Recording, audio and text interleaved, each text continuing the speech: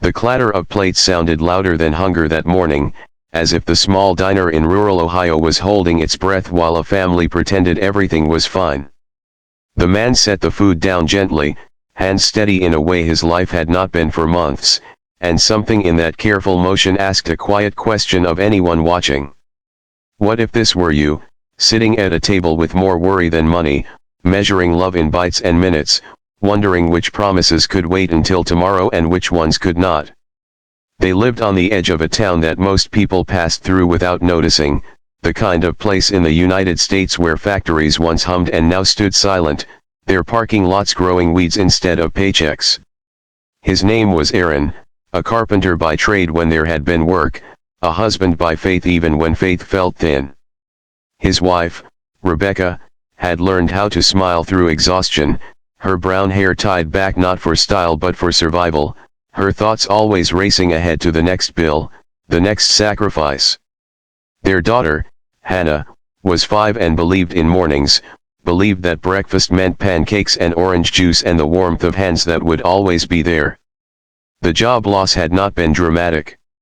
There was no shouting or slammed doors, just a supervisor with tired eyes and a form slid across a desk.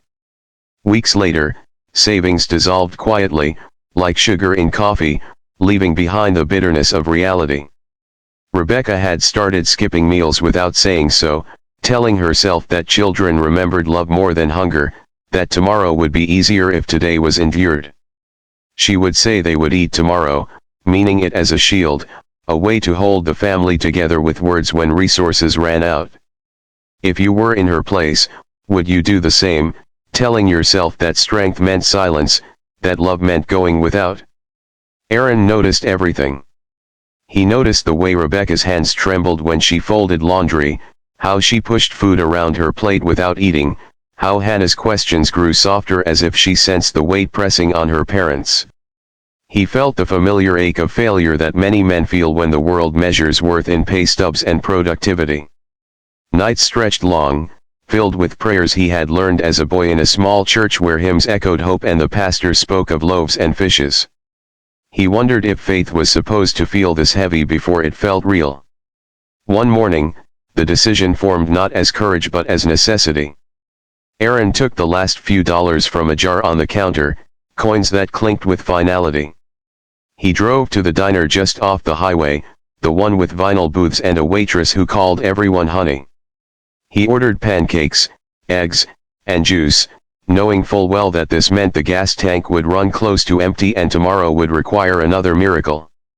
When the plates arrived, he placed them in front of Rebecca and Hannah, his eyes softening as he leaned in and urged them to eat today, not with force but with a tenderness that carried every unspoken fear and promise. Rebecca's heart cracked open in that moment. She wanted to argue, to insist on waiting, but the smell of food and the look on Aaron's face broke through her resolve. Hannah dug in with the innocent enthusiasm of a child who believed her parents could fix anything.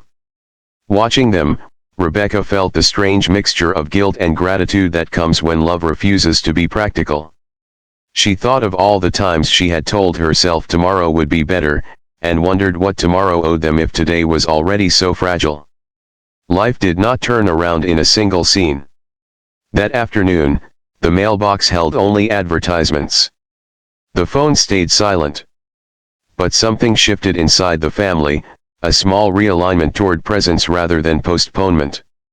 Aaron picked up side work repairing fences, paid in cash and gratitude. Rebecca found a part-time job at a church thrift store, where kindness was currency and prayer requests were as common as donated coats. Hannah started school, bringing home drawings of houses with smoke curling from chimneys, a symbol of warmth she assumed was permanent. Hardship remained a companion, sitting quietly in the corners of their days.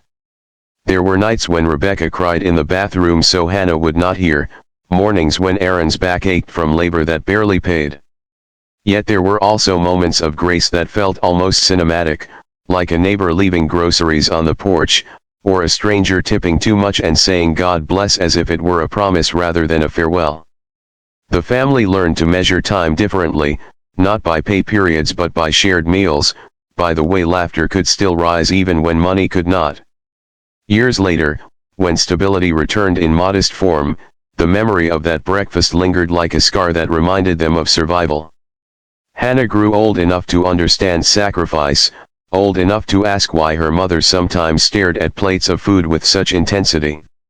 Rebecca told her the truth gently, about seasons when tomorrow felt safer than today, and about the day her father chose otherwise. Aaron listened from the doorway, his eyes misting, knowing that his quiet act had become a story larger than himself. If you think back on your own life, there are probably moments you rushed past, days you postponed happiness because it seemed impractical or undeserved. This family learned that love does not always wait for better circumstances, that sometimes it insists on nourishment now, even if tomorrow remains uncertain. Their faith did not erase struggle, but it reframed it, teaching them that daily bread was not just about food but about presence, courage, and choosing one another when it mattered most. The diner has since closed, replaced by a convenience store with bright lights and little warmth. But in the memory of one family, it remains a sacred place where a simple meal became an act of defiance against despair. Rebecca still believes in planning, still keeps a careful eye on the future, yet she no longer uses tomorrow as a hiding place. Aaron still works with his hands, still prays in the quiet, and Hannah, now grown, carries forward the lesson that love is not postponed. If this story stirred something in you, share in the comments what moment in your life taught you the value of choosing today over waiting for tomorrow, and if this journey truly touched your heart, please like, share, and subscribe so more stories of quiet courage can find their way to those who need them.